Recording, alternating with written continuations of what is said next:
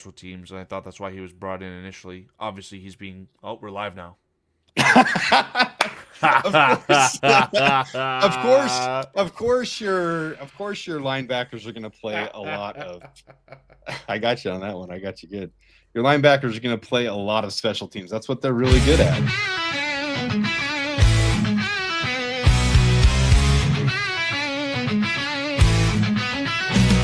Life flash, cold grinding, winds blowing tough.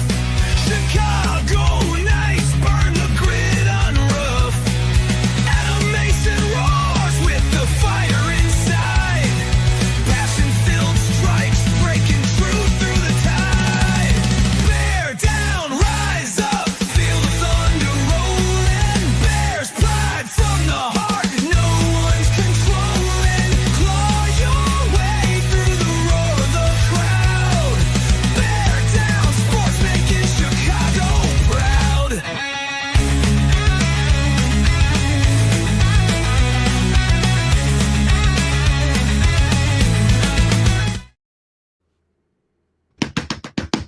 Carl, I got you. I got Carl that tiny bit. I was actually looking at the screen for this time, so I was anticipating it as well. I don't know why I have so much fun with that. Probably because I'm just like Ben Johnson, an immature little child that enjoys having a little bit of fun. Straight away here. I don't know. We'll see. How do you manage bringing somebody? Look at that smirkish little smile. You know he's alluding to Jalen Johnson playing. That's happening. I feel it in my gut, my bones. Hasn't been announced yet, but we should bring up the injury report.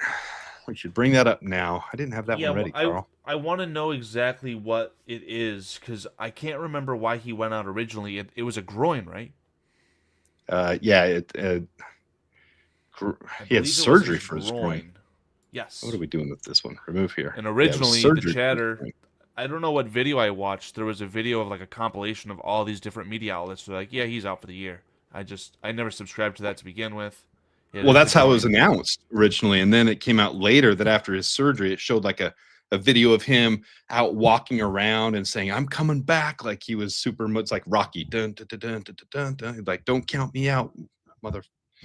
Like he was just motivated from the start to make his return. He's enjoying watching this Bears team winning, and he wants to be a part of it, man. He wants to be a part of the run. That's what I wanted to say. Before I sneak in the joke here, maybe it's not a joke. I don't know if we went to Germany, get some stem cells. I don't know what the guy did. End of the day here, it's very, very sad to see this team win football games without Jalen Johnson because he's the one player who has endured through the bad. Wait. So if there's any player on this roster that deserves the wins. Hold up. Okay, it's sad because he deserves the wins. But, Carl, you got to realize what you just said. That's really promising that we've been winning games without Jalen Johnson. That should scare the rest of the league that when he comes back, I mean, he is undoubtedly, by everybody, at least a top 5 corner. I mean, I think top 1, but I'm Bears biased. At least top 3. Top 5 if you're delusional against the Bears. If you're a Packers fan, you probably say top 10 at least, and that's still top 5 is not debatable. Like that is fact. I think it's hard to say, oh, Jalen Johnson's better than the reigning defensive player of the year, Pat Surtain, and I've taken a liking recently to Derek Stingley. So outside of those two, I mean, I would just take said as a Jalen Bears Johnson fan, I over think he's anyone top else. 1, and I think it's reasonable as a Bears fan to say he is top 1 because he's worth the conversation at 1. So, right. So yes, you're right. He had that crazy season, right, where he like his passer rating against it would have been more efficient for the quarterback to throw the ball into the ground. So from like a stats perspective, he's knocking it out of the park. Again, the key for him and the reason that maybe he didn't get the ludicrous money, he ended up getting his money, of course. He didn't get the ludicrous money that maybe he would have wanted because of the turnover numbers. So if Al Harris is able to have Nahshon Wright and to a lesser extent Kevin Byard, because I legitimately think that Kevin Byard's awesome at football, I think that you're going to see those interception numbers, those turnover numbers increase for Jalen Johnson over his Bears career, assuming we can find a way to hold on to Al Harris, which I'm skeptical of that. And again, maybe we can get Jalen Johnson back into that top 3, top 1 conversation. But again, I'll get off my high horse on that one. He's there. All right. So those who haven't seen, this is the sad part of today. Oops. Ruled out. Depleted linebacker core. We got Tremaine Edmonds, TJ Edwards, and Noah Sewell all ruled out for this week's game. I did a little video earlier on the preview for this week's game, and I mentioned that in there. What's not being talked about a lot is Theo Benedict with his quad injury was limited every day in practice. He may not be good to go. He's questionable. Jaquan Brisker questionable as well. Kyler Gordon, Jalen Johnson questionable. But all three of those defensive backs were full participants, with Jalen Johnson and Jaquan Brisker full participants the last 2 days in a row. So I would expect them to go. Jalen and Jaquan. I don't know if Kyler would come back for this game if he's limited 2 days ago. It's all speculation at this point, but it's good to see the injury report other than the linebackers. That's going to be a major focus Karl and I are going to talk about today. If you tuned in right as we were starting, we didn't jump right into the intro. We were having a little fun banter and I guess what you call green room over at BCP. We were doing a little green room and I started it on him, and we'll get back into that conversation because we weren't done talking about it. Dang it. Let's jump to the comments though real quick. See who's here. Karl, we got Realist Fufu. We got Relentless Mikey. What's up, boys? I see a certain Ant Mass in the chat. I always say hello to you in chat, but Ant Mass, it's good to see you in here, buddy. Ant Mass Squeegee 67 is here. Bear down, fellas. Squeegee's a great guy. Oh, you got to shout out Creighton Wilfong for that. That used to be your go-to on this channel. He's still, hey, don't you be talking like I'm disrespecting Creighton. Is that CJ Gardner Johnson in the chat? CJG _04. Ben Melcade, 2762, bear down. Longhorn Jeff, always a loyal and faithful member of the channel. CJ Gardner is here. He hurt in week 2. That's true, a long time ago. Steve Rogers is here. Creighton Wilfong, breaking news. Big Dex ripped left arm off his shoulder. Dex took a bite out of it, smiled, and said, "Now you my bitch." We got Philip Palmisano in the chat. We got Antmas.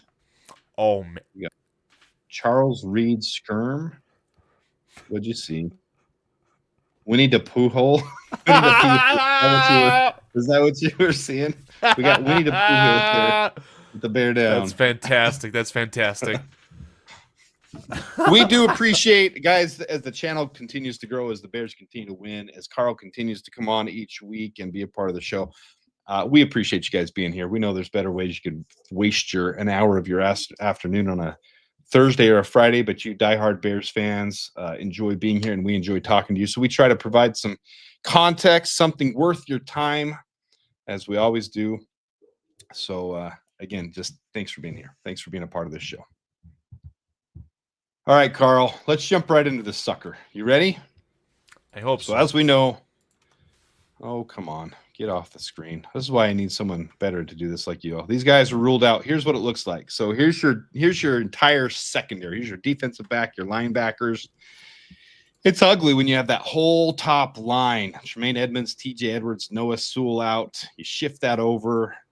Let's actually go to PFF. Karl, talk about this graphic for a minute while I pull up PFF. I got something for you if you want to throw this up real quick. I'll throw that up while I pull up PFF stuff. This is going to be crude. I'm just going to look at the snap count so far for our linebacker core. I'm going to already beat you to it. Already beat you to it, buddy. I gotcha. Dropped right in the StreamYard for you, pal. That would be incorrect because I beat you to it. Share screen. You were too slow, Joe. The graphic's sitting in the StreamYard. I literally took a screenshot, uploaded it. All right, so here's your PFF linebackers for the Bears. I'll get there in a second, Karl. Is that the same thing we're looking at here with your total snap counts? Yeah. Why don't you start with mine so that we can go to the bias of PFF afterwards, and you can kind of dispel off that. But this is a really streamlined. I wanted to see the percentage of the snaps played on the defense, Snapchat. right? Literally, Snapchat, yes. Snap count. Yeah, we're at the Snapchat segment, everyone. Hashtag not an ad. So, out of a possible, call it 600 snaps, Tremaine Edmonds, whether it's been at Mike, primarily at Will, you're at 97% of your snaps. They've addressed that. I'm just going to dispel that right now. We're not going to start rumors right here. They've addressed that, and they've talked specifically about how he's been so much better since they moved him to Will. He's the outside linebacker. He is not the Mike anymore. So that's correct. I can't remember if he's taken one snap at Mike to begin the year, but yeah, I don't know when he was moved. Probably in the offseason. I simply can't remember at this point. Okay. The fact of the matter, and this is what I tried to explain to you in our green room, with the green dot. TJ Edwards is your green dot on your roster. Your starting middle linebacker, your play caller on the defensive end. You're acting like I disagreed with that. I didn't disagree with that. TJ Edwards is starting middle linebacker. Behind him is Noah Sewell. Okay, but he's filled in for him. Noah Sewell has played your Sam position, the Hunter Hillenmeyer, the Jack Sanborn role this year when you've had 3 linebackers and everyone's been healthy. Okay. Obviously, that hasn't. So when TJ often. Edwards is healthy, Noah Sewell's not going to be. Got it. Okay, right. With you. Right. I 100% agree. So, point being, DeMarco Jackson, who you're claiming is going to be our Mike, which I don't necessarily care who it is at this point. He does not have very many snaps on defense. He apparently has 32, and Mr. Hippo, your Reuben Sandwich here, this guy's only got 15 snaps. Who? Hip Hop? Hip Hop Anonymous? Damn you! You get him the easy ones! That was from the draft. I had to pull it back up when we didn't know how to pronounce it. Anyways, if you told me that someone from that video clip was Reuben Hippolyte II, I would believe you because this guy has been a ghost. So, honestly, in my brain, from a non-football perspective, a non-football person perspective, that is, I would want the speed at Sam. I would want the outside linebacker to be a little bit faster, like how Tremaine Edmonds is faster than TJ Edwards. I think that playing Reuben Hippolyte as the Will is Briggs. Sam is Hillenmeyer. So we're talking Will here. I think that Hippolyte as the Will is a good idea. And if DeMarco Jackson, who already should have familiarity with Dennis Allen's scheme, right? He came from New Orleans in some capacity. I would like to have that player be the Mike in this, call it troubled times. It's way more simple than what you're giving it credit to. It's what they're good at. So your Mike needs to be good. Primarily in run defense, but better in coverage as well. You got to be able to cover the entire area. You're frozen. Oh, there you are. Your guys who are going to come in and, I mean, your Tremaine Edmonds really needs to have long arms and good in coverage because they're going to be out in coverage a little bit more. We don't really have that guy. So I can see DeMarco Jackson being the guy that fills in coverage a little bit more. So I would say we're going to see more dime than normal. We'll give a little brief thing in a second. I posted something on Twitter I just want to share on here, and I'm not doing it to be like, oh, here's dummy football, but I think a lot of people like it when I dummy down football a little bit, so I'm going to do that in just a minute. The Bears play a ton of nickel. Every team plays more nickel than anything. I'd say teams play, I mean, if you have Chat GPT there, throw it in there, Carl, just to see. But I'll bet teams play 60 to 70% nickel. Your base package, you'll probably see 10 to 15%. Dime package, even less. I probably it's about a little less, but probably 10 to 15%. That's what. Say that again. Now, nickel. It's funny. It's funny when you mention base because unfortunately, the way that Eberflus has put football on the screen that my brain has absorbed, I view nickel as base. Well, 3 that's just not cornerbacks on the field. You're not looking at the right terminology. No, base is your very typical high school football 4-3 with 2 defensive backs and 2 safeties, or 4-2 with 2 defensive backs and 4-3. Yeah, it's four defensive backs essentially, 2 corners, 2 safeties. That's okay. So that's why I said I don't want to be like football for dummies, but sometimes people like that. Base package, 4 defensive backs. Nickel package, 5 defensive backs. Dime package, 6 defensive backs. That's it in a nutshell. That's the easiest way to think about it. I mean, there's more complications to it. Most dime packages are run with three linemen up front. The Bears won't do that. It's 3 linemen, 2 linebackers. That's how most dime packages are. With the Bears, you'll see a 4 defensive linemen and then 1 linebacker and then 6 defensive backs spread out throughout. In fact, I put a little graphic on Twitter. That's what I was sharing with Karl beforehand. This is how I would, according to snap count, according to playing time, according to how they use that. This is what I would see the Bears throwing out there in dime package this week. This is what I would expect, like truly expect it. Now, if they're going to be running the ball against this, you're not going to be running dime. You're going to be replacing C.J. Gardner-Johnson or Kyler Gordon, one or the other, with another linebacker, possibly even 2 if you're looking at goal line. So that's why I said here on this screen, you're going to be calling Carl Jones Jr. and Jalen Reeves-Maben up from the practice squad this week. You're probably going to be calling both of those guys up because you got Amen Ogbongbemiga, DeMarco Jackson, Reuben Hippolyte, And then you need your special team, which you always use a lot of linebackers. Having 5 linebackers on your active 53, active 47, whatever for the game is commonplace. Having 5 of them. And it's what the Bears have done all season. We've always had 5 all season. Even when TJ Edwards has been hurt or Noah Sewell's been out for one game, we always call someone up where we have 5 in there. Most of them just see special teams time, but you're going to have all. So I would expect Karl and Jalen Reeves-Maybin, former Pro Bowler on special teams, is, an obvious one to call up from the practice squad to bring in special teams. He won't see the field, I wouldn't think, but this is what you'll see in a dime package. So if that makes sense, with the Bears running a 4-man front, sorry, I'm throwing my fingers out there, but Austin Booker, Grady Jarrett, Jervon Dexter, Montez Sweat, some form of those front 4. Those are your starting ones. So that's some form of those front 4. Then you'd have one linebacker, which I would think would be in this package, in a dime package, DeMarco Jackson, because he can both stop the run and cover really well. And we can go to. If you want to throw up that screenshot that I threw in the StreamYard, I mean, I'm just looking at NFL Pro's stats. This is sorted by all Bears linebackers in 2025. Passer rating against, I think it is, right? So you actually want that to be lower. Passer rating allowed.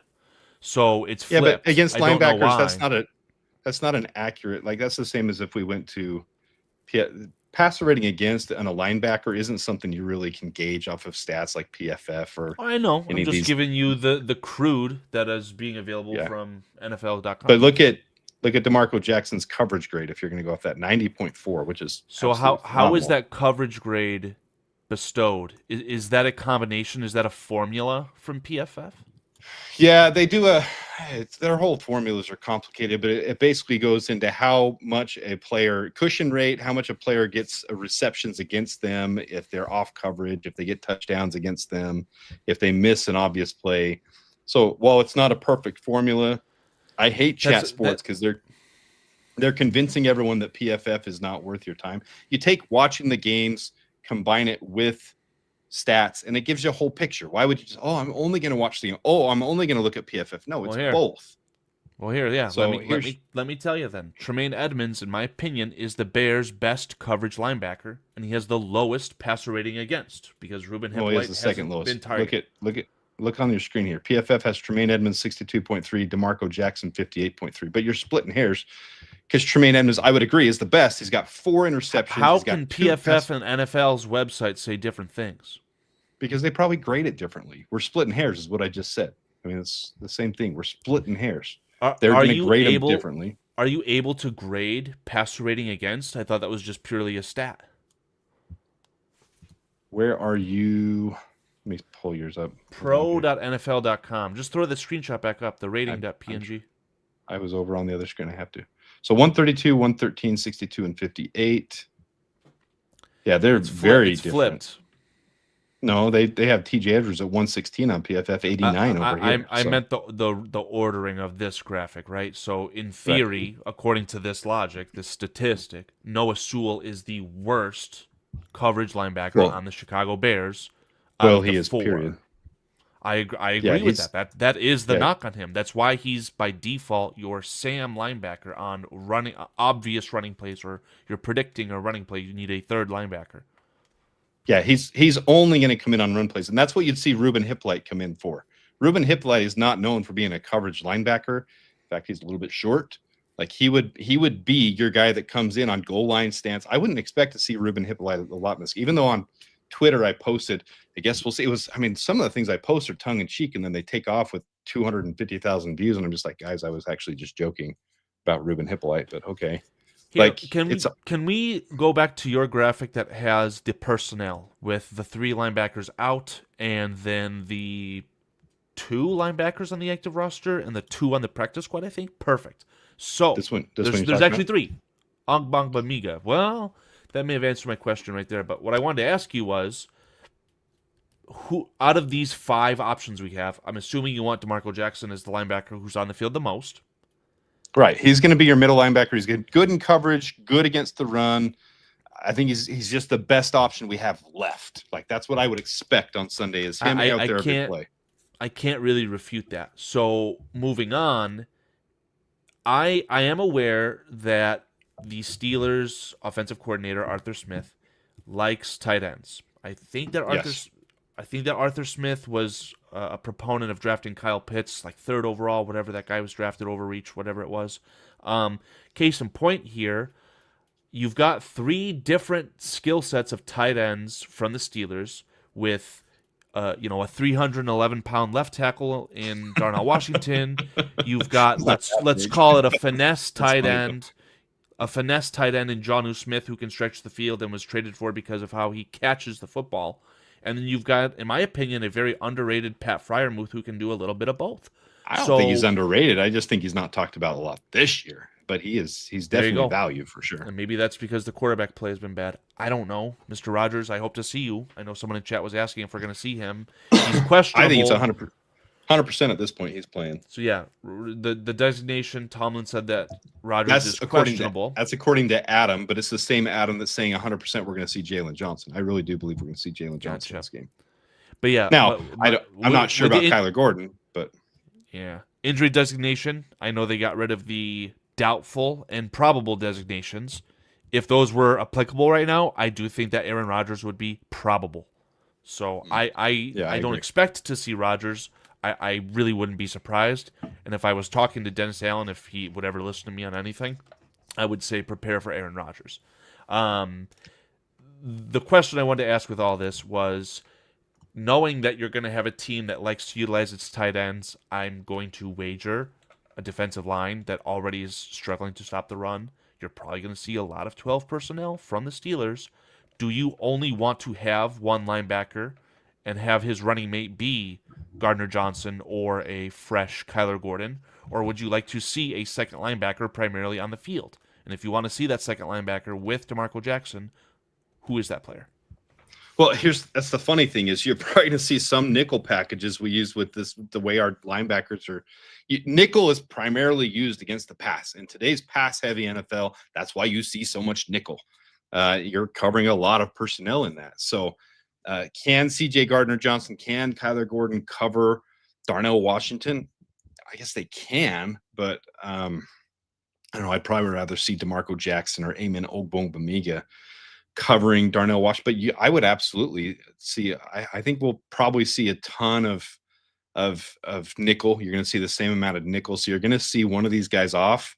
But I would like to see the dime a lot more. I mean, you're only seeing dime 10 to 15% of plays. I'd like to see it 30-40% of plays, and it's not necessarily about the size, because if the Bears are practicing this week, I saw someone bring that up in Twitter. They're going to run 3 tight end sets all game. Well, if the Bears are knowing that it's a chess game, right? If the Bears are knowing that the Steelers are going to be running a lot of 3 tight end sets or 2 tight end sets, and the Bears know that, well, they're going to have their defensive backs ready. And the one thing that Al Harris has had this year is his defensive backs ready, and they can cover and they can close gaps. And I want to see 4 interceptions against Aaron Rodgers. That's what I want to see. Well, I mean, it's very plausible if you are going to primarily be in dime that Arthur Smith is going to only ask his quarterback to throw the ball 15 times. I mean, again, I see a defensive line that's already struggling against the run. Not to say that Kyler Gordon, C.J. Gardner-Johnson are not fantastic at their jobs, but do they have the ability to play better than any of the other linebacker options that we have, knowing that you're going to be facing the run very often? Let's get this straight. When I put dime up here again, now I don't know if you have ChatGPT or someone does, like wants to find the percentages. You're looking at nickel. You're not going to be looking at this all the time. I'm just saying this is fun to look at, what the dime package for the Bears could look like in this game with Kyler Gordon and Jalen Johnson coming back. That's what's fun about this. You're still going to see nickel in 70% of your plays. Like, you're going to see the Bears playing nickel still. So you're going to see DeMarco Jackson and either Amen Ogbongbemiga or Ruben Hippolyte for most of the game in there. You're going to see 2 linebackers. That's not going to change. Otherwise, teams can just queue up, like you said, and run against the Bears. And while the Bears have been better the last 4 or 5 games, only allowing, 110 yards per game, they're still, as a whole on the season, I mean, the Bears defense has gotten a lot better against the run the last 4 or 5 weeks during this, during the winning stretch. A lot of things people just talk about, oh, the Bears run defense sucks. They allow the 5th most in the league, 136 yards. Well, that's true, but that's over a whole season. The team's changed a lot. So we're not going to give up on defending the run, and the Steelers' running game. Now they're getting Jaylen Warren back this week, so that's big. But their running game has been one of the weakest running games in the league. They're not a potent offense, and they're a terrible defense against the pass.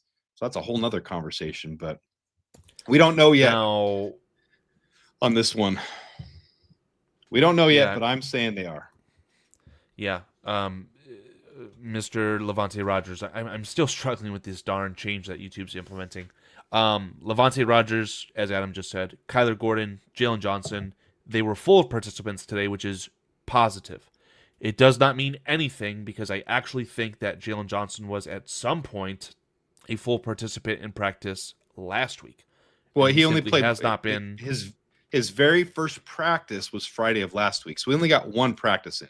Now this week he's practiced 3 times, so I mean that's significantly different than just playing once last week. They opened his window and he practiced limited once last week, limited once this week, and then 2 full practices. I would say Jalen's coming back. That's just my opinion. And then you look at this straight away here. Jalen Johnson plays on it. I don't know. We'll see. How do you manage bringing somebody? Look at that, Karl. Look at that smile, the smirk. You know he's alluding to it. Yeah, I mean, he might just be, poking the bear, so to speak. But again, when you're looking at Jalen Johnson, you're looking at Kyler Gordon. I'm struggling to find their names here.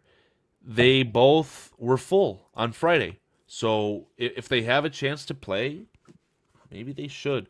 My fear here, again, is just I don't know if you want to rush those players back, knowing that's the thing that Bears Twitter and everyone keeps talking. The Bears aren't going to do that. They're not going to rush them back. So if they're playing, if they're practicing, they're ready. Like, why do we act like this is not a multi-billion-dollar organization that's going to do it the right way? They have team doctors. They have, and they even talked about it last week where they talked about our guys who, I don't remember the exact verbiage, but they said that our guys that analyze those things, they're right on top of it.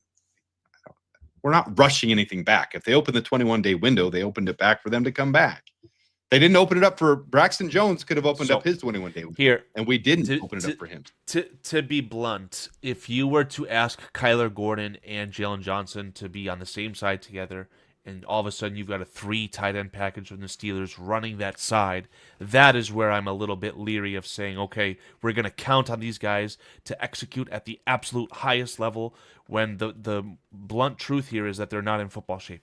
They haven't played football games repeatedly over and over. I do think that they need to be worked back in. So I like the idea of when you're in nickel and you have a slot cornerback, whatever C.J. Gardner-Johnson was at, just reduce it down a little bit. Kyler Gordon, rotate those snaps in. I don't know if I'm ready to say, Kyler Gordon, please play outside, replace Tyreek Stevenson or Nahshon Wright and cover DK Metcalf. I'm not sure if I'm ready to do that just yet. Jalen Johnson is the player where I would say you can thrust him in, maybe do like what you did with Stevenson and Terrell Smith last year, 50-50, alternate drives, whatever it is. That would be really good for Jalen Johnson, and he would be able to excel at that. I'm really not scared of that at all. Now, as far as... Here's the thing. I think Jalen Johnson's football shape is up here. I think Jalen Johnson right now could be better than Tyreek Stevenson, Nahshon Wright, or any other outside corner, even if he's only got 75% in him. I think Jalen Johnson should play as much as he can, as much as they will allow him to. And as long as he's healthy, I have no problem with that, because he would cover DK Metcalf. He would cover any Steelers receiver better than Tyreek Stevenson, better than Nahshon Wright, better than anybody. And even if it's not his best game. I would like to compare your state and your thought on this to how you felt about Jalen Johnson going into the Detroit game. Because I feel like if that was the exact same, if you were at 100 on each level, I think that the Bears would have agreed for Detroit. They would have said, Jalen Johnson's been out, he's recovered, he's an elite athlete, we're full go. And we all know how that ended. So again, not to say that Jalen Johnson is not capable, just got to make sure you get it right. I wanted to poke the bear again and see. I really like this comment from Joshua. He stole the words out of my mouth. I've been asking you, what player are we playing instead of a nickel? Do we see something funky where Gardner-Johnson rotates back to safety and Brisker comes down and plays linebacker? Because I have seen Brisker play the Sam. He has effectively been the Sam linebacker in some situations with one safety back, and it's been fun. I haven't noticed anything bad and maybe not anything good, but I just want to know your thoughts on that. Well, in these dime packages, you could see any combination of weird things happening with Dennis Allen throwing stuff out there. I think all of us will be a little bit surprised by what he does. I don't want to see Jaquan Brisker come up and play linebacker any more than he would have to because of his injury history, even though he's been the most snap count for the Bears this year. Like, he's been the healthiest and been the best for the Bears this year, Jaquan Brisker. I don't want to see him get thrust into a role where he's taking more hits than he should. He's good at – so Jaquan Brisker, really good at covering ground, closing gaps really fast, and hitting hard. And that's your strong safety. That's what a strong safety does. So I don't want to see that role change.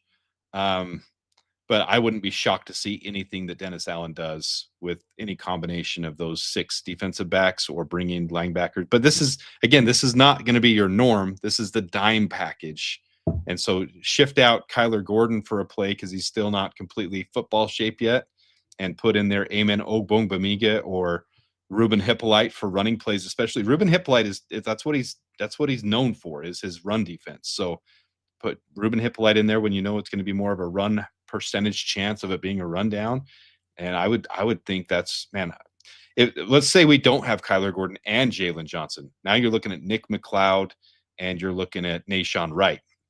And I know we've had our misconceptions about Nahshon Wright because it's hit or miss. It's either really, really ugly or, second most in the league of interceptions. So let me interject on that, because I'm gonna steal this from, I don't know if Cliff Victoria is in here, but spent a lot of time with him in chat yesterday.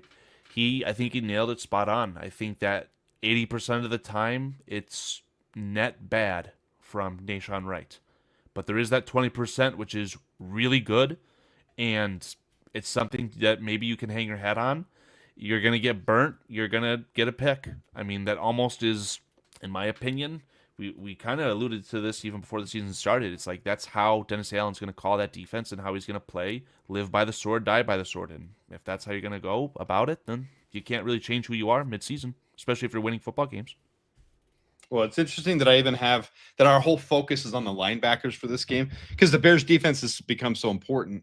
But the real crux of this game, this is the game for Caleb Williams more than any other game, for Ben Johnson and Caleb to have some creative stuff, because I keep thinking Aaron Rodgers and I go to Packers. I did it on my video earlier. I actually said Bears Packers preview, and I didn't catch it in editing, so that's just the way it is. But the Steelers have the 32nd ranked, and there's 32 teams in the NFL, so they have the last ranked pass defense.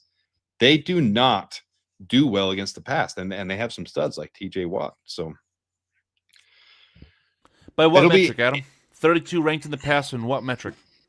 By yards allowed, by coverage grades. Like let's try to pull up some stuff here. Passing yards per play.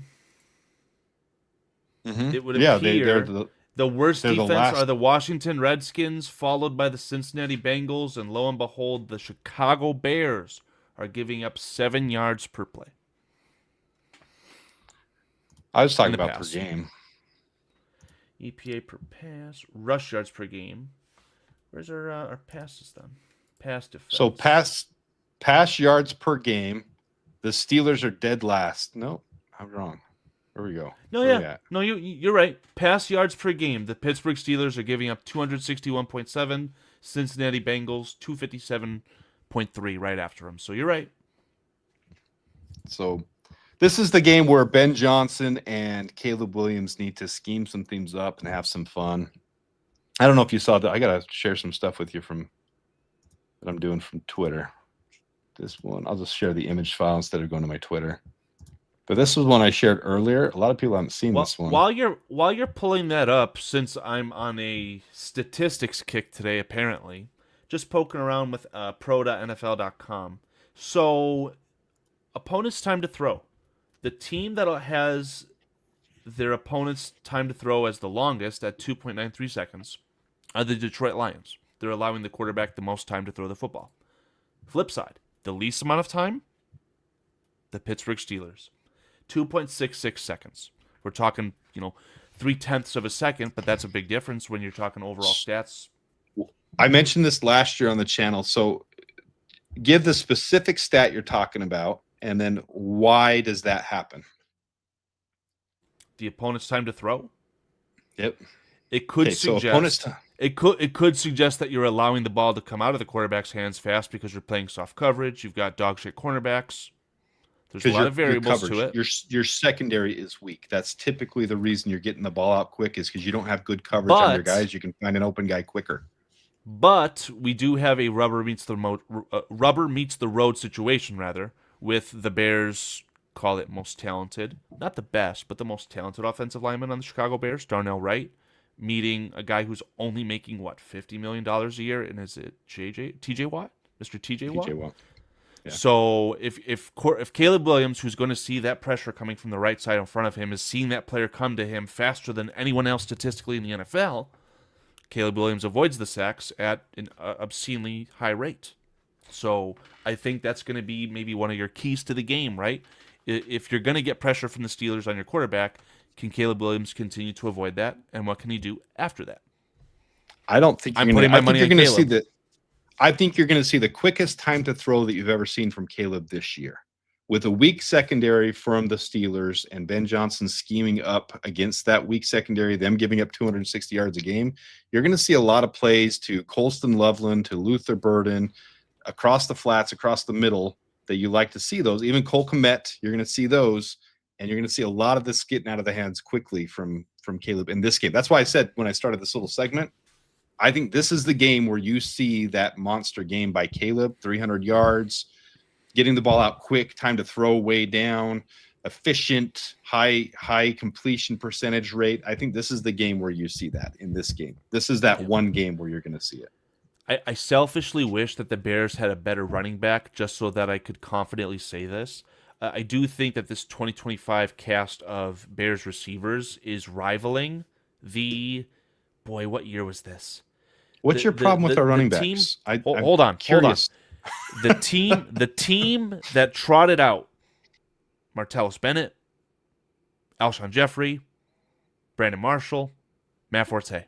I think that is the most talented cast of support around the quarterback that I've ever seen for the Chicago Bears in my fandom starting in 2005. This rivals it for sure. 100% it does. So, again, if you had a Jeremiah Love, you would be better. And this is all circling back to how much I love Colston Loveland, how much I love Luther Burden.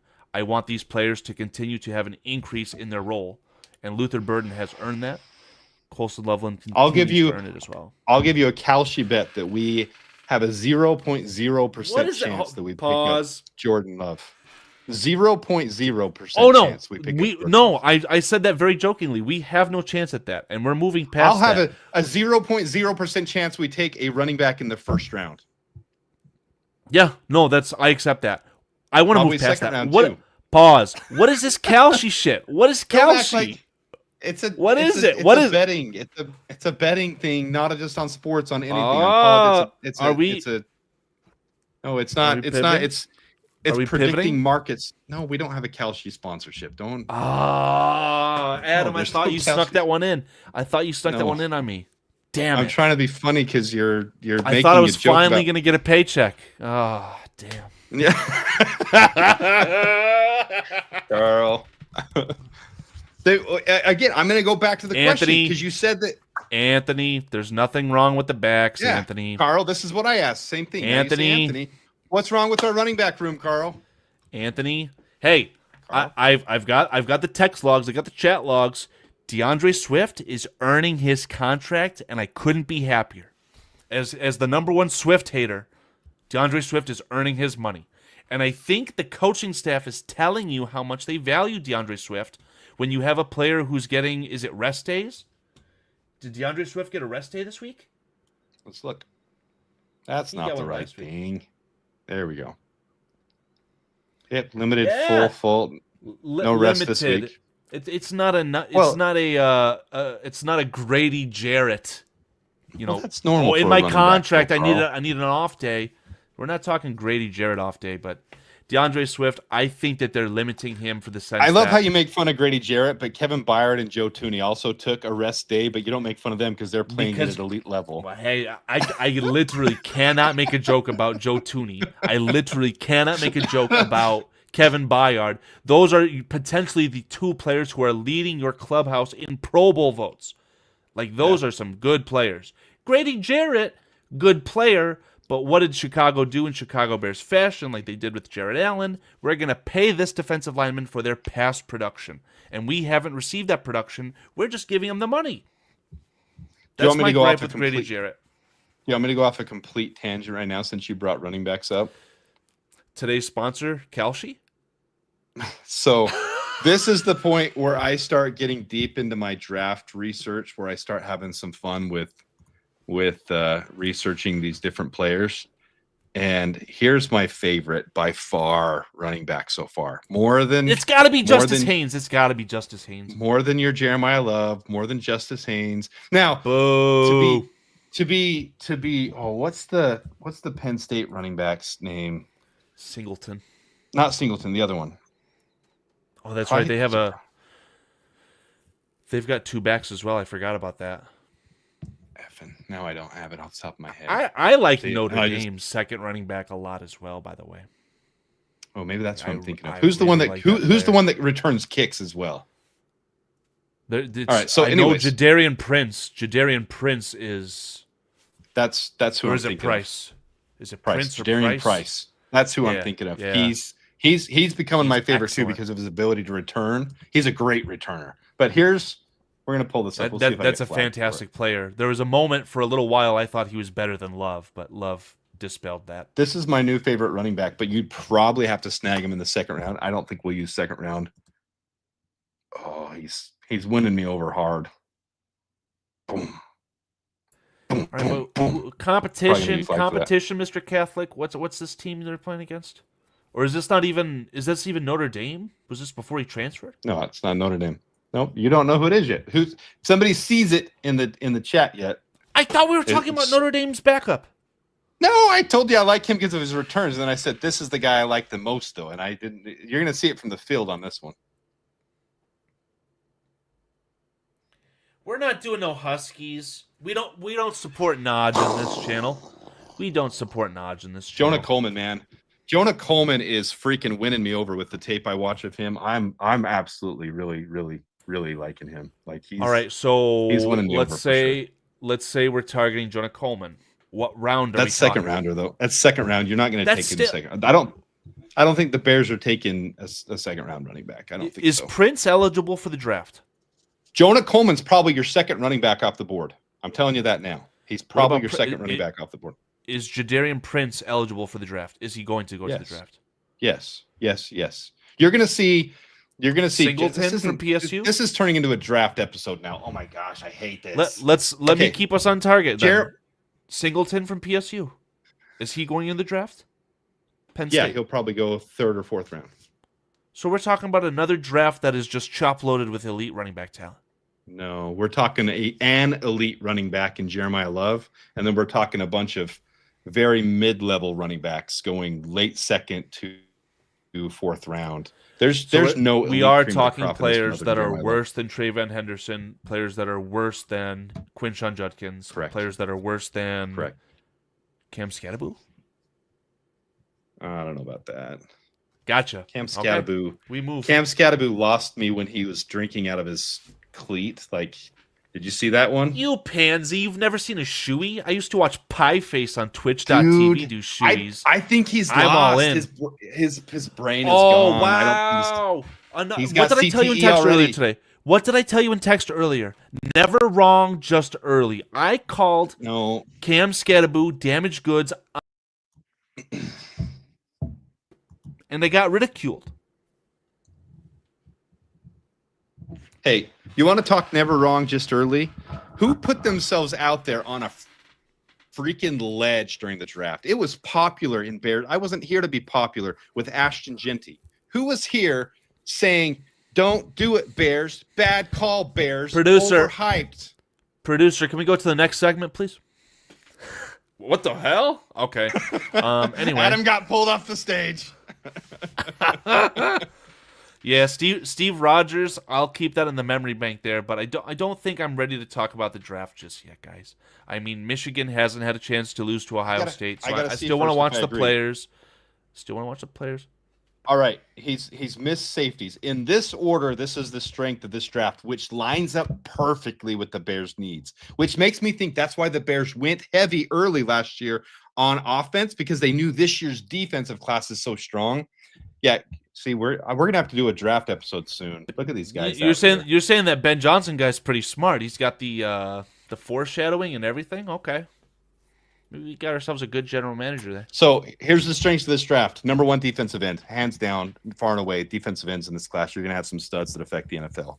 Number 2, safety, which the Bears need. Number 3, you're going to see defensive tackles and cornerbacks. This is a defensive strong class, like defensive period on this class. And then you get into linebackers.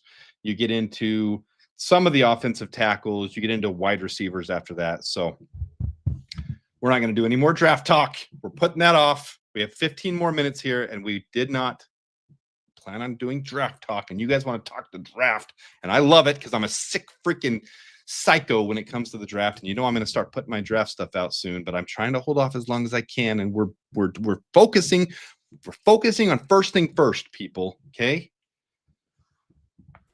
Well, I don't agree with you, Levante, and I appreciate your takes, but this is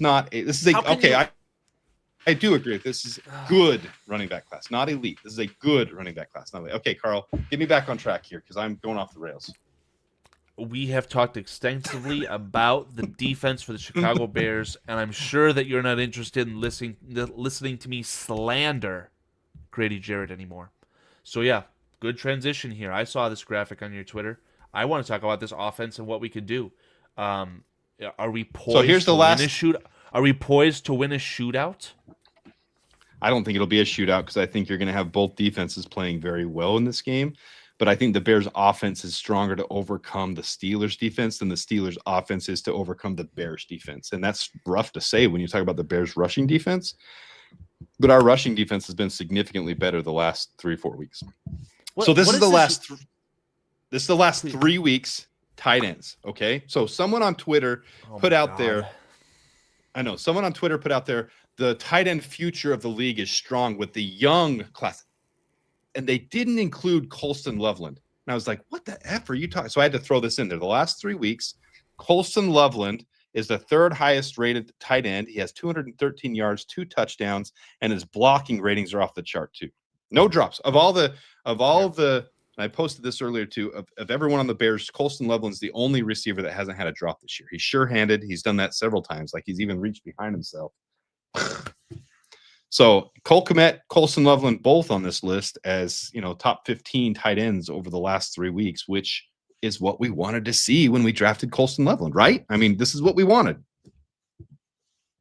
No, you're spot on. I mean, I simply cannot get over how all it took was for Darnell Washington to have one stiff arm, and PFF's like, yeah, we're going to inflate his grade. That's asinine. You're telling me that Darnell Washington is a top 5 tight end in the NFL because of a stiff arm? Over the last 3 weeks, and he has played very well the last 3 weeks, Carl. You have to admit if you've watched any of the games. BS. I don't care if Arthur Smith has roundabout LLC connections through PFF. I don't care. This is also including blocking grades, and he is a good blocking tight end, which Darnell Washington is, but Cole Kmet, Colston Loveland, both blocking really, really well. Look at Colston Loveland's blocking grade at 73.6 on pass blocking. Then you look at Cole Kmet, 71.0. Somebody get this guy a Michigan hat. I mean, you're just repeating literally the almost the Chicago Bears. The Michigan Wolverines won a football game at Penn State where they ran the ball 25 times in a row to end the 3rd and 4th quarter. You're telling me that Colston Loveland can't block his ass off? I knew this, Adam. Colston Loveland, for what it's worth, was the best fit for the Chicago Bears. We called that on this channel. I called it on the Bears Country podcasts. And while he was an overreach of a pick, he's a good player. I do want to point out here, and I had to bring the mic real close for this. Do you see Tyler Warren on this list anywhere? Who's that? Over the last 3 weeks. Who's that? Is that 43? Is that 43 in the back? Is that Tyler Warren? All the smack talk by Colts fans, which I like Colts fans. We don't have any beef with them, but they love to say Kyler Warren was the right pick. And if you look over the course of the whole season, he has better stats. Doesn't have better blocking, but he does have better stats for as a whole for the season. But he's kind of fallen off the ledge the last 3 weeks, while Colson, they've gone this way on their charts. They've gone the opposite direction, and I'm here for it. I'm here for it, buddy. The ultimate clapback for anything, right? Like, obviously, you can go back to when I started watching football, and you can say, well, the Colts beat the Bears in Super Bowl 41, but Mr. Andrew Luck retired against the Bears in preseason. So I love to see the people clamoring, the Colts fans say, wow, imagine this football team with Andrew Luck. And the truth is that he should be playing quarterback for them right now. But I don't know. I hate. Whoa. Hey, yo. Why are we full screen here? I wanted to have a closer. At what, man? What are we doing? It's a good looking hat. Is that an older version or is that brand new? This is a brand new hat. I got it for my birthday. Yet. It's not my favorite. It's not my favorite, but I do like it. It is brand new, and I'm definitely going to continue to wear it. So it's a fitted hat. I like it. I'm a fan. I like the Bears hats. Excellent. All right, Karl. Keys to the. Actually, I wanted to bring this up. This is from earlier video. Let's see here. 1 second. Video file. This is from the video earlier today. Sorry, guys. Justin Vanderzalm, welcome into the show. He says that Darnell Washington is the Zion Williamson if he was in the NFL. The sad part is that Zion Williamson actually has talent. Next. I like the hate for. I like the hate this week, but do you really think that he stinks that bad? Anyone who gets glazed on the St. Brown Brothers podcast immediately just pinboard on my shit list there. So I don't know. It's just very frustrating to see, he's a top 5 tight end even under whatever amount of time just because of one stiff arm. It's asinine. He's an exceptional blocker because of his physical, call it skill set. But all right, so here's from my preview video earlier. I'm just going to hit this real quick. 368 yards per game given up by the Steelers defense. That's 28th. Passing yards a game, 261. So I do think you're going to see a lot of quick hitting. You're going to see a lot of good designs by Ben Johnson to get the ball out of Caleb's hands quickly and get those 5-10-yard completions because their secondary doesn't play that tight of coverage. Now, they do get a lot of turnovers, but we don't give turnovers. And then if you go to the other side, their offense struggles to score, but their defense is so good that they keep things tight. So I really think this is a turnover battle game. If you've ever seen one, you're going to see Caleb with his career game, in my opinion, and whoever wins the turnover battle will win this game, which I think the Bears are more suited to do. We don't turn the ball over. I don't think we're going to – Ben Johnson even alluded to it in his press conference. He said, if we need to run the ball 50 times a game, we'll do that. If we need to pass the ball 50 times a game, we'll do that. And he kind of gave an emphasis on passing the ball 50 times a game. So those who have been looking to have a Caleb big game, this is the one that suits that really, really well. And I mean, high completion percentage, high yards. I mean, a lot of screen passes, a lot of getting the ball out quickly, a lot of stuff over the middle to Cole Kmet, Colston Loveland, Luther Burden. I think you're going to see a lot of that stuff. Not as many deep balls, but you're going to see a lot of first and second down throws when you normally don't. You see a lot of running plays by the Bears. They'll run it just enough to keep them honest. But instead of 50-50 run and pass, I think you'll see 2/3 pass in this game, which is what should be, in my opinion. So, saying should be is wild, considering how dominant the Bears are at running the football. I do think that there were several times in that game against Minnesota where I would have liked to see the ball ran down the throat, especially if it was, your recipe for success up to that point, and not throw a fade on 3rd and 2 to Colston Loveland, Michigan's finest, right? So I do think that balance is key. 50-50 is fine by me. What did you say to start that whole spiel off? You liked the quick game, the idea of the quick game against the Steelers because of their soft coverage? Yeah. They give up the most passing yards per game in the NFL. Dare I say that DJ Moore and Luther Burden should be 2 of the most elite short yardage run after the catch players in the NFL? So I saw a bad play with Luther Burden against those 49ers, against the Minnesota Vikings. Thanks in part because of their defensive coordinator, who's fantastic, and I want him to get a head coaching job somewhere else. You saw a bad play by Luther Burton? There's like one, so I know which one you're talking about. It was the little screenplay. That's what I'm trying to allude to here. Is hopefully just because of a bad rep, a play that was blown up, maybe you throw that play out for that game, but don't abandon that. I agree with you on your sentiment that maybe the short game, the run after the catch game, is what we should be looking at, because down the field, it was harder to pass against the Vikings. The Vikings have a stronger coverage. So you saw us running the ball on freaking 3rd and 7, which I didn't understand. Like, you throw the ball in that situation, but we couldn't get the ball moving as well.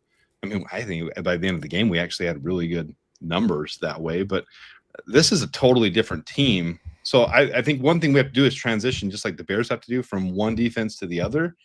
Last defense, it made sense to run the ball a lot more, and we did that in situations. There was one where we ran it on 3rd and 6 and 3rd and 7. I was like, what the F are we doing? We even did what was that put us in the field goal at the last of the game. Now we had to kill the clock a little bit too, so that was part of the reason we did that. But we were just getting into field goal range. What was it, 3rd and 11 and 3rd and 9, and we ran 8 yards, which was phenomenal. You do that against the Vikings. Against the Steelers, you're going to see us passing more. You have to pass it more.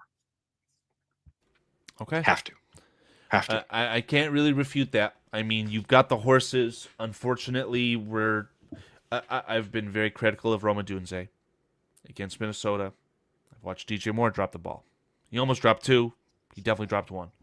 Watch Luther Burton drop the ball. So why are the receivers dropping the ball? Something that I'm very familiar with at Michigan, Bryce Underwood. He is a thrower of a ball, not a passer. Definitely not a Caleb Williams situation.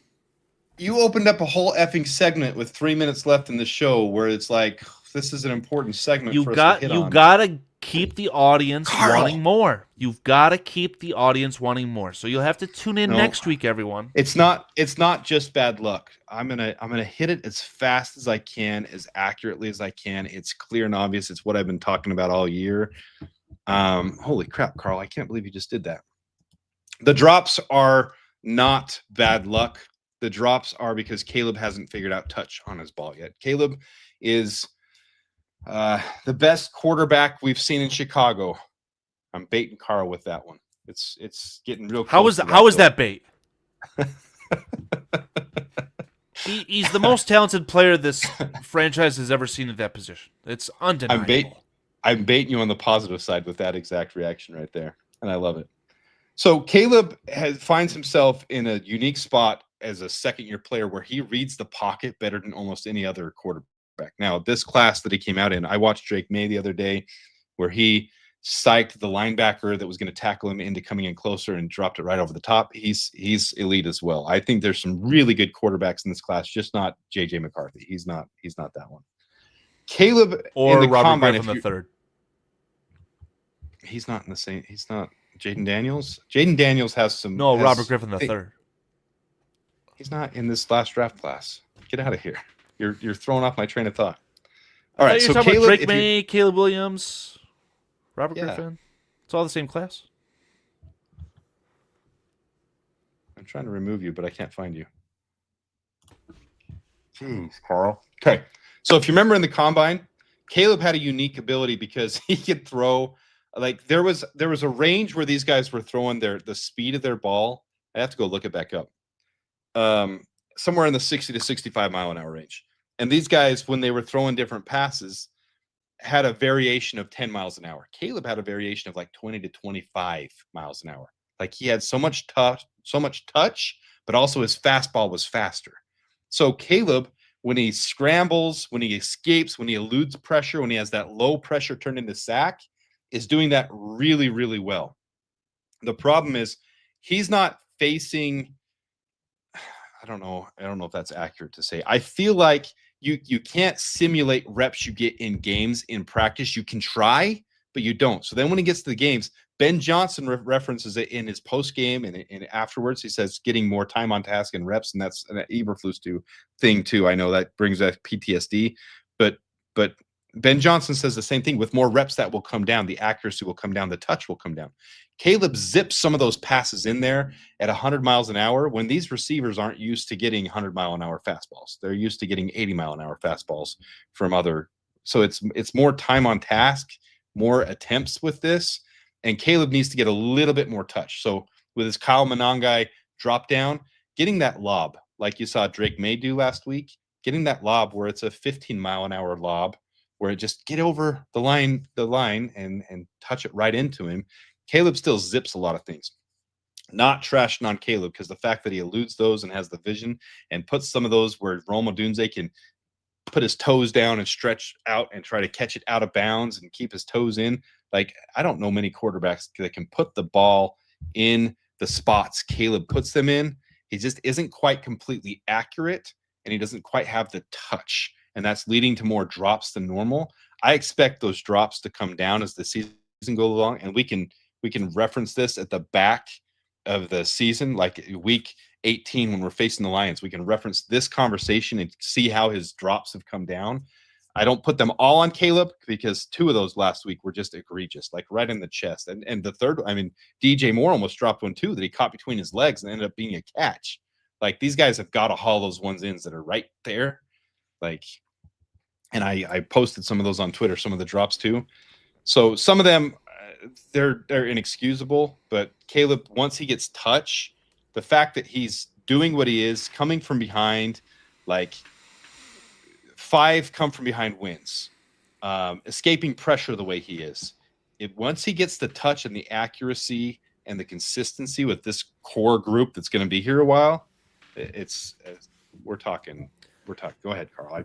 Right. Go ahead. No, I mean, again, everything you said is factually correct. I think that in combination with the quarterback needing to learn how to put more touch, not put touch on the ball, put more touch on the ball, right? I think that if you ask Tom Brady how important 2 yards of difference on a route is, if you're off by 2 yards, your entire route is wrong. And I still think that these young players for the Chicago Bears, and even in the case of DJ Moore, a player learning a brand new scheme from a rookie head coach, these things take time. That's why when you look at my record prediction, I had them at 7-10 for the entire year, because I didn't think we'd see what we're seeing until the end of the year. We're already seeing it. We're so accelerated. So again, I think I said you're going to get into another segment we talked about. We're done. We're done. We talked about talking about a few the Bears weeks ago. coaches. I said, "Are we talking about playoffs?" It would be so sad if you didn't make the playoffs. I don't have a prediction for you as far as a score prediction. I'm never going to put my foot in my mouth against Boogeyman at this point. I wanted to ask you how important it is for the Bears to beat Aaron Rodgers. Not Caleb Williams, not Ben Johnson. More so like McCaskey, the McCaskey family, why they got that huge patch on their chest. How important would it be to beat Rodgers? I think that's the first domino to take us from the shitter to the top of the podium. And it starts Sunday against stupid Mr. Rogers. Are you in a rush to get out of here, Carl? Are you busy? I got a phone call I can make. Why, you got time? You're just opening cans up where I just want to. Can you imagine? All right, Kalshi has our odds right now of making the playoffs at 58%. 58%. We have 58. And if we win the football game, it goes to what, 80? I think I saw something like this on Twitter. I didn't check that, but you're probably right. Yeah, Steve Rogers is putting something down, and I want to snatch it up. The passing of the torch, Steve Rogers. That's what we're talking about, buddy. Absolutely. Brother, I talked about this in my video earlier. Okay. Absolutely. So, imagine that. I don't know why. I think we still have PTSD. Bears fans from Aaron Rodgers have in our head that the Packers are better than they are. The Packers defense is really, really good. The Packers offense sucks nuts. Like, they are bad this year. The Packers or Steelers? Packers. I'm talking Packers. We're actually talking Packers. Packers offense is not good. That's what struggles for them. Look at what they put up against the Browns. 10 points. What did they put up against the Panthers? I mean, they really are not a solid offense. They're an okay offense. They're good. I'll give them good. They're a good offense. They're an elite defense. The Bears match up really well against the Packers this year. Like, our secondary will do things to the Packers that Jordan Love doesn't want I won't finish that. Jordan Love is going to struggle against the Bears. He's going to have that throwing off his back foot, Hail Mary, like throwing that up against our secondary. Our secondary isn't going to lose track of the ball like other secondaries. We've got a really good advantage this year against the Packers. I have a sweep in the Packers. I don't think it's even close. But you talk to Bears fans, and they're like, we might win one. We might get swept by the Packers. They have PTSD in their head when that's the most favorable. I think we match up better against the Packers than we do against the Browns. I'm more worried about the Browns game than I am against the Packers. I honestly believe that. Okay. So we'll wait to get to those segments. It's going to be we got this game. It's going to be a good soundbite, Adam. We got this game. We got the Eagles. I'm worried about the Eagles. I don't see us beating the Eagles, especially coming back from injuries and everything. If we were fully healthy, any team, any Sunday's got a shot. And I think we're okay matchup against the Eagles. They're just more dominant in almost every aspect of the game, most aspects. So the Eagles game is going to be rough. But then you get into the Packers. If we can beat Aaron Rodgers, and then we can beat the Packers twice, imagine the boogeyman that we're shaking off here. How you started this whole segment. Imagine Sam Laporta's vertebrae was fractured, and that offense got worse because Dan Campbell's glasses broke mid-game or he didn't have enough caffeine, and now we're talking winning the NFC North. Imagine that. It's possible. It's possible for us to win the NFC North. So, okay, let's have a little bit of fun here. I think I closed the whole PFN app. No, Longhorn Jeff, I do not subscribe. He is the boogeyman. And sometimes the boogeyman has to die. Did Jason ever die in those silly, scary movies? Has Jason died? The guy from Texas Chainsaw Massacre, did that guy die? Because that's what we're talking about here Sunday. It's time to slam the door. He's there. He's real. Defeat him. I don't want to get a bad soundbite out of here on Bear Down Sports, but... All right, those of you who subscribe to come in for an hour and waste your time with us, we're pulling a BCP here. We're going longer. Carl, tell me if you have to leave. But I am all in on beating the Packers twice this year. And the Steelers game, this is going to be a close game. I have us winning 27-19. I think we match up better passing the ball than I think we just – I got us winning this one. That would be 3 straight wins against the Packers and really should have been – a sweep of them last year. So I'm not worried about the Packers, but anyways, we're going to do this for fun. We're going to do this. Hold on. Okay. Have you seen this site, Carl? Have you been here? That is the site that I would consistently use actually for mock drafts. So yeah, I do like this website. I'm not as high on their mock drafts. Their players are way out of position, but anyways, I agree with that. They do this NFL playoff predictor. It's kind of fun to just look at it. We're going to go through here. We're going to do it quickly. But, Carl, I'm going to have you be in charge here, okay? Because you were a little bit negative on the Bears to start the year. You're seeing that they have playoff potential. You're take it back. Take it back right now. Take it back right now. All right, so we're going to do this quickly. This week, Baltimore or Jets? Who's winning that match? It's Baltimore 10 toes down. Okay. Bears, Steelers. The Bears. Patriots and Bengals. The Patriots, the Lions, the Packers, the Chiefs. Over the Colts, okay? Yeah, the Seahawks. Okay. The Jagoffs. Okay. I'm not picking Oakland. Cleveland. Shedeur Sanders first Let's get nasty. Let's get nasty, and I know what I'm doing here. Let's go Cowgirls. Really? Okay. Yeah. Kirk Cousins is back, baby. Let's go Atlanta. Hey, don't try to manipulate this. Give us your real predictions. I can manipulate and tell you how Baker Mayfield's a top 5 quarterback, all these things. I got the Rams. Okay, I do too. Got the 49ers. Okay, so that's that week. Here's week 13. We're going to do this quick. Okay, you got Packers, Detroit. Who you got? In a nasty little Thanksgiving Day showdown, Dan Campbell's going to have all the caffeine he needs. Give me Detroit. They're at home. I agree. That's a tough. Those guys actually match up better than we do against the Packers. I think Detroit owns us.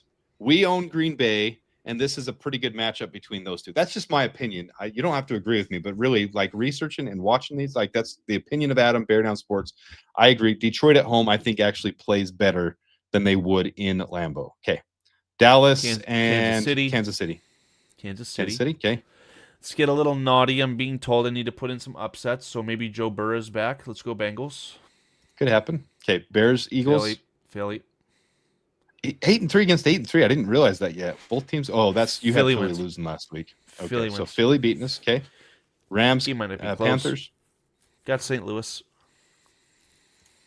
Okay, Niners, Browns. Fuck. 49ers. Okay, roll through these quick. Colts. Okay, Dolphins. okay, Jets. Tampa Bay. okay. Jagoffs. Jackson Smith and Jigba. Give me the Chargers. Oh, we got more games to pick here. Boy, Yep. do I want to get really nasty? I'll give you Pittsburgh. I mean, Buffalo's run defense is awful. Okay, I got Denver. Patriots. okay.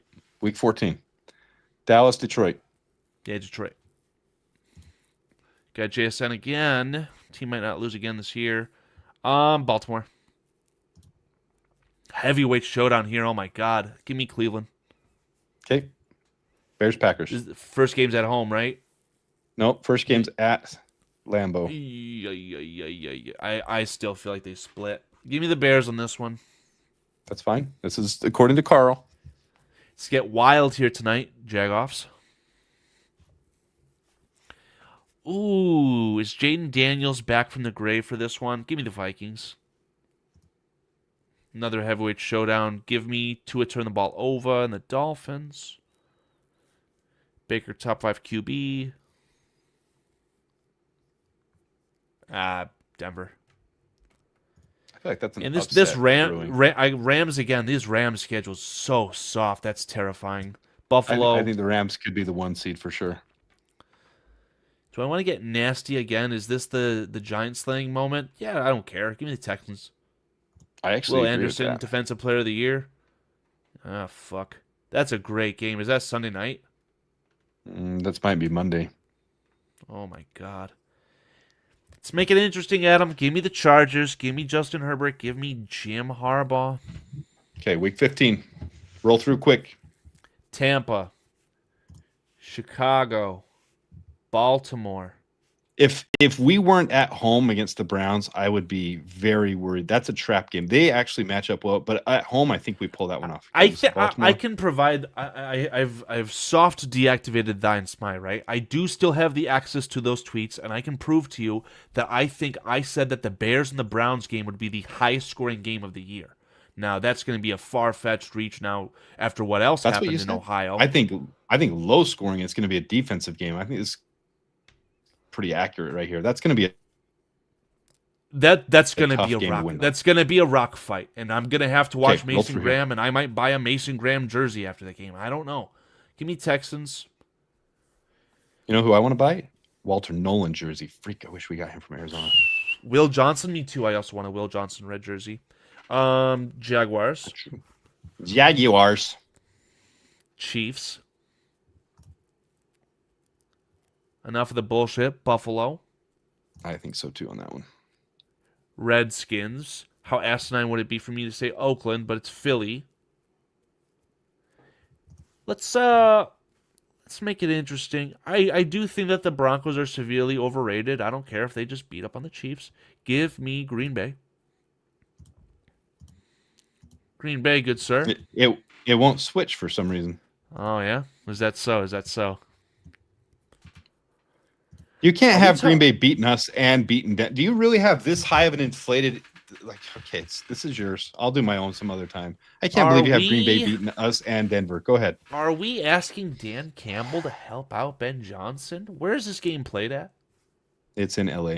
If it's on the right, it's at home. God. And you have Green Bay is going into Denver. That is a nasty football game. Just give me the Rams. I mean, Stafford's the better quarterback. They got the better head coach. The battle of the heavyweights again. Give me Carolina here. Give me Seattle. I mean, oh my God. Give me San Francisco. This schedule's ridiculous. Give me the Cowgirls. Give me Terry Bradshaw. Okay, we're almost done. I have some quarrels with your picks, but you know what? Any game can go anyway. Go ahead. This is going to be a huge Rams Seahawks game was such a close, even matchup. I mean, the Rams barely won when the quarterback turned it over 5 times. Is that what it was? 4 or 5 times? I like Seattle here. I don't care where the game is played or when it's played at. I'm not letting you have Packers beat us twice. I picked the Bears there. I'm not letting you do it. I thought I picked the Bears to beat them in Green Bay. No. Oh yeah, you did. Okay, fine. You're having the Bears lose here. We're doing a split. Yeah. Fine. Is Jaden Daniels back yet? Bueller. Yeah, give me Philly. Give me Baltimore. I'm sick and tired of Drake May. Give me Tampa Bay. Roll here, buddy. Buffalo. Chargers. Jets. Don't overlook this Dallas team. I think they're actually going to hit their stride here. I agree. Give me Minnesota. Don't have the cojones for this one. Give me the Chiefs. Another rock fight of a matchup here. Give me Arizona. I mean, this is just ridiculous. Again, I don't like little Bo Nix. Let me give you the Jaguars here. Give me Detroit. Texans. Joe Burrow. And Daniel Jones. Okay. 2 weeks left. Oh, crap. Man, this is some, like, Kalshi level degenerate stuff right now. Give me the Cowboys, Detroit, an actual real rock fight by the definition. I'll take the Chiefs here. Don't care where it's played. I mean, can the Panthers go crazy? No. Give me the Seahawks. Take the Bengals. Love this matchup. Give me Baltimore. To the Chargers. I'll take Oakland in Ashton Gentie's second best game of the year after his performance against Chicago. Give me the Browns. Colts. Tampa. New England. The Tennessee Titans. Here we go. The Buffalo Bills. Is this your playoff decider? Give me the Bears. I don't care. And the Rams. That'll make up for your Packers one. And the Rams. All right. That leaves us going into week 18 tied with the Lions for the division. This determines the division. Man, do I have egg on my face for this one because I predicted week 18 to be the loser of that game gets 4th place in the NFC North. I mean, we can skip the BS, right? But I mean, give me Kirk Cousins. Give me the Bills. Give me the Bears at Soldier Field. Okay. You got us going 12-5 now, Carl. You've turned quite the corner. Give me the Browns. Give me the Chargers. Give me the Texans. That would determine their division as well, right there. Good. Will Anderson's the best player on that football. Chargers, Broncos. Jim Harbaugh knows how to win a football game, man. I don't know if you know. You're a Michigan fan, so I know you know that. But give me the Jaguars. Is Jacoby Brissett still playing?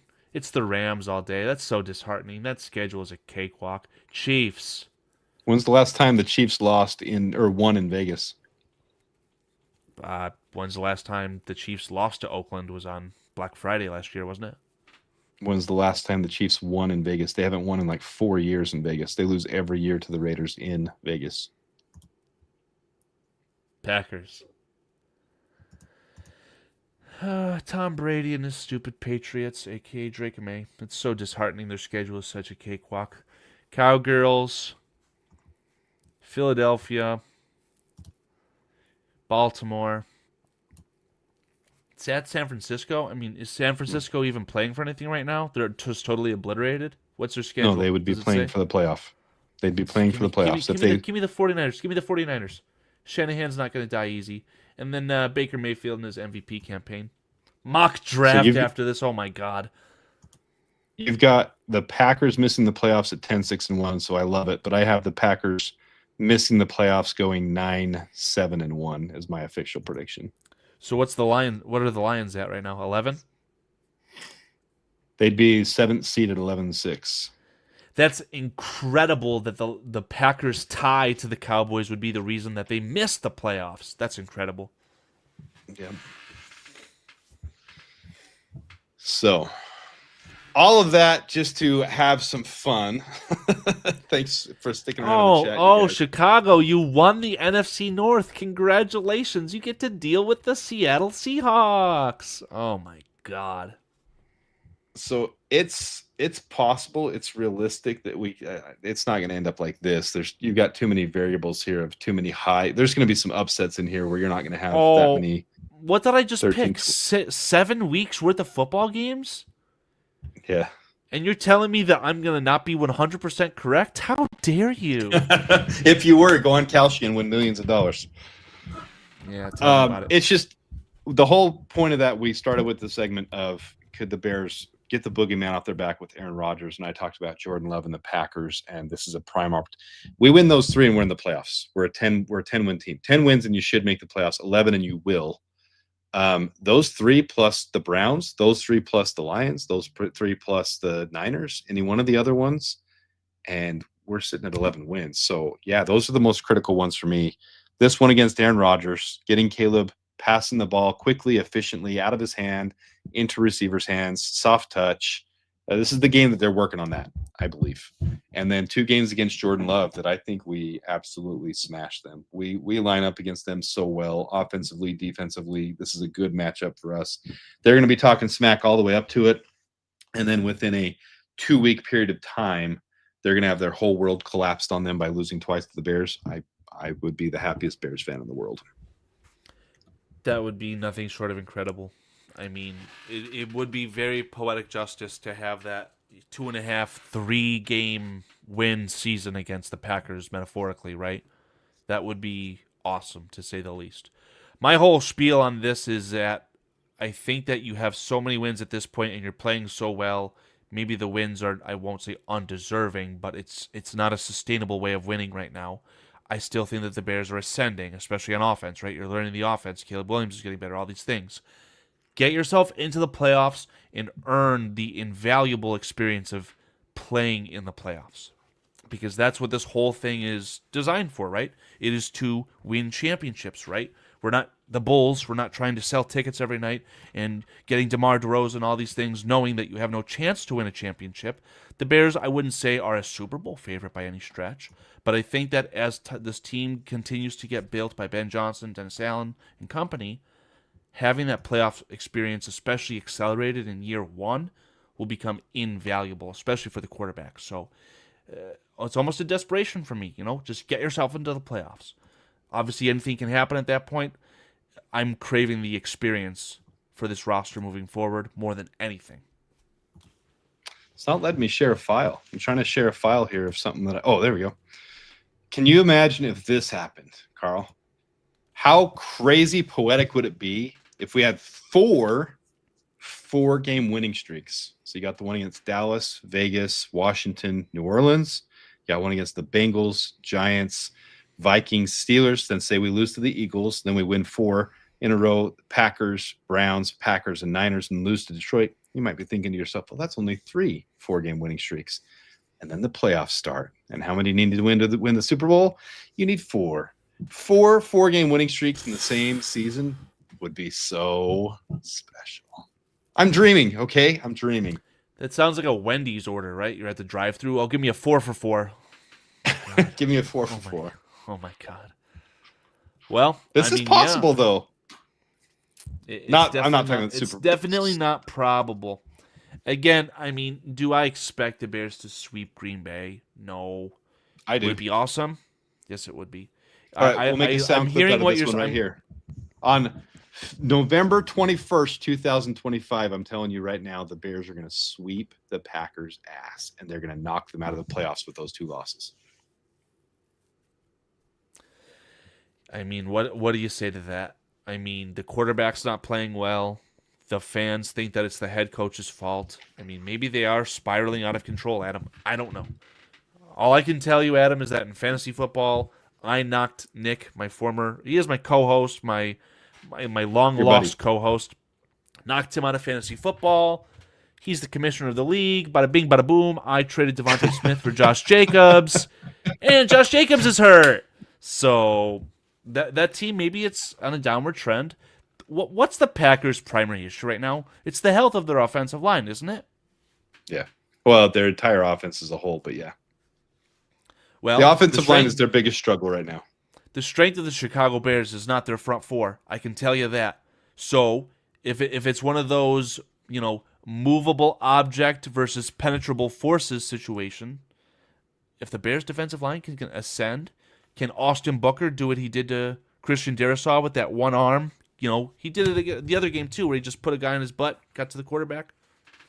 If we can get a little bit of that against Jordan Love, anything's possible. Do I have the video file of that one? Let's look at I literally wrote it down. I was so amped up for the game, and I started taking some detailed notes. In the first quarter, with 10:26 to go, Adam, on third down, Booker destroyed Darrisaw. I wrote it down. I could. And McCarthy's way. Replay. I have the first part of it gone, but you can see Darrisaw right there on his tuchus. He's on his tuchus after. I'll find it. He already missed him. This is my own recording when I was Eat that watching. throw a little bit, which definitely gets. I love Austin Booker. I love him hitting quarterbacks. Yeah, talk about a pass rush arsenal. I mean, Austin Booker's go-to right now is speed to power. Is that what they call it? Speed to power with that straight arm? We got a couple more seconds here. Carl, take a wild stab at it. The last 2 weeks, who's had more snaps? Montez Sweat or Austin Booker? You're setting me up for failure. I'm sure it's Austin Booker.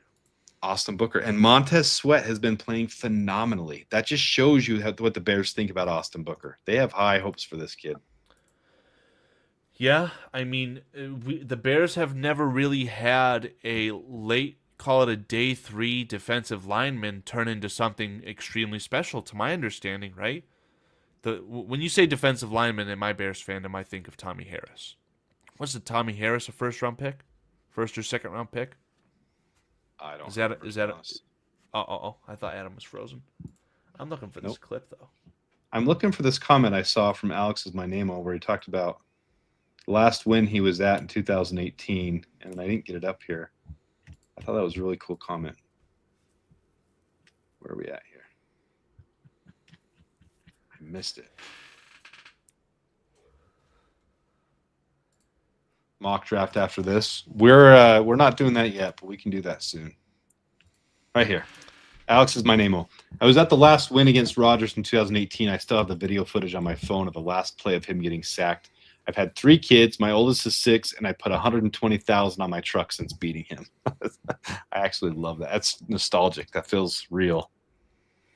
Oh, I don't want to get you in trouble, but I'm just trying to show you the actual play.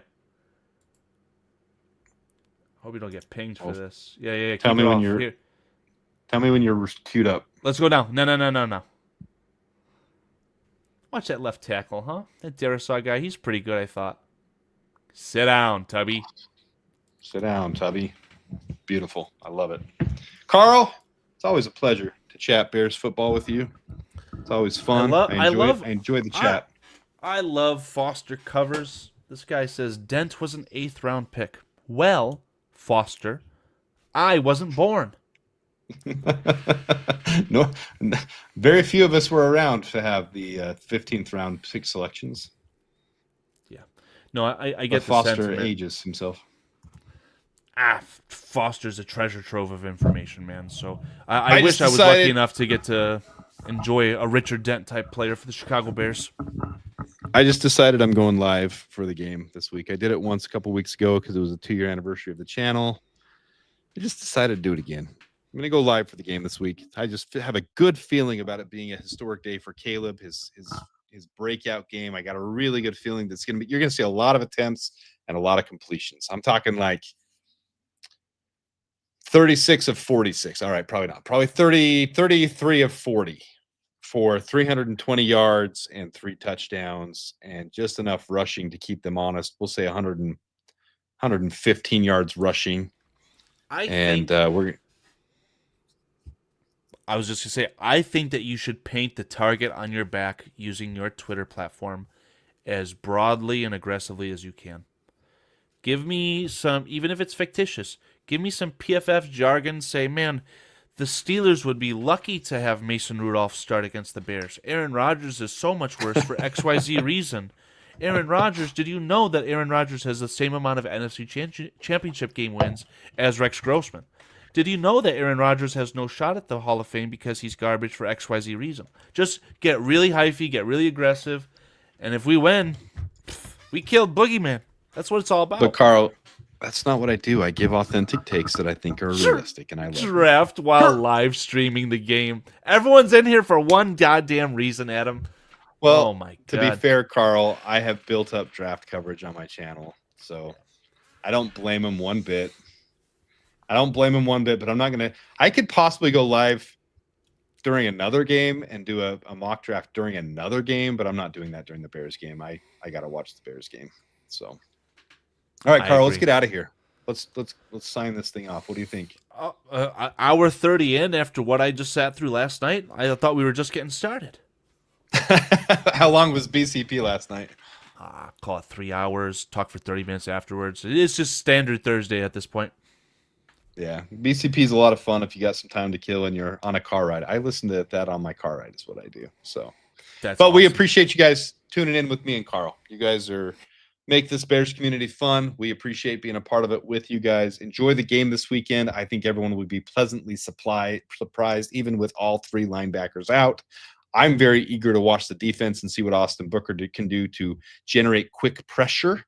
And I'm eager to see how many dime packages we put together, or what the different, things that Dennis Allen schemes up are. That's the one thing I'm going to be excited for. Will Kalshi allow me to place a bet on Ruben Hippolyte literally knocking out Darnell Washington? Can I place a bet on I've never actually been on Kalshi. It's just the big talk right now. I've simply never heard of Kalshi until today. It's being talked about a lot. So a lot of commercials, a lot of Kalshi talk. So anyways.